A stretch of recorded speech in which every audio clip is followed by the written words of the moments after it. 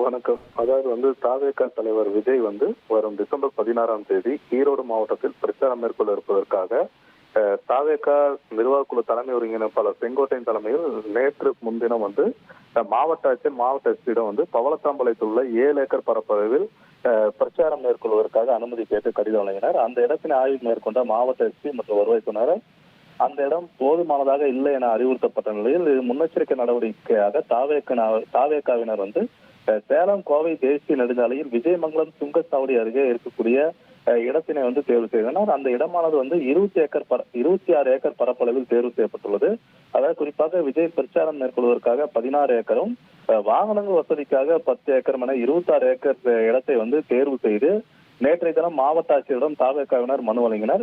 இந்த இடத்தினை தற்போது உறுதி செய்யப்பட்டு இருப்பதாகவும் தகவல் கிடைத்துள்ளது. முந்தைய இடம் பார்த்தோம்னால் பள்ளி அதாவது அந்த பிரச்சார இடமானது அதற்கு முன்னதாக பள்ளி இருப்பதால் விரைவில் அரையாண்டு தேர்வு இருப்பதால் அந்த இடத்தில் பிரச்சாரம் செய்வதற்கு ஏதுவாக இல்லை என காவல்துறை தரப்பில் தெரிவிக்கப்பட்ட நிலையில் தற்போது விஜயமங்கலம் டோல்கேட் அருகே இந்த இடம் தேர்வு செய்யப்பட்டுள்ளது. இந்த இடத்தில் திட்டமிட்டபடி விஜய் 16ஆம் தேதி சுற்றுப்பயணம் மேற்கொள்ள இருக்கிறார்.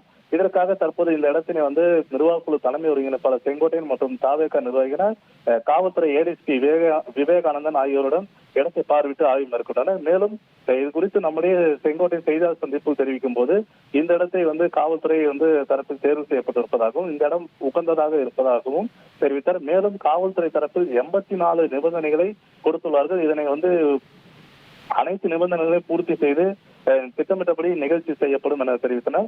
அப்போது செய்தியாளர்கள் எழுப்பிய கேள்விக்கு, அதாவது இன்றைய தினம் விஜய் கூட்டத்தில் QR முறை கடைபிடிக்கப்பட்டது, அது விஜய் ஈரோட்டிற்கு வரும்போதும் கடைபிடிக்கப்படுமா என்ற கேள்விக்கு QR கோடு நீங்களே பார்த்திருப்பீர்கள். டிவியில் ஒளிபரப்பப்பட்ட போது அது சிறிதுதான் காண்பிக்கப்பட்டது. பின்னர் கூட்டமானது அலைகடன இருந்ததால் அதை முறையாக பின்பற்றவில்லை.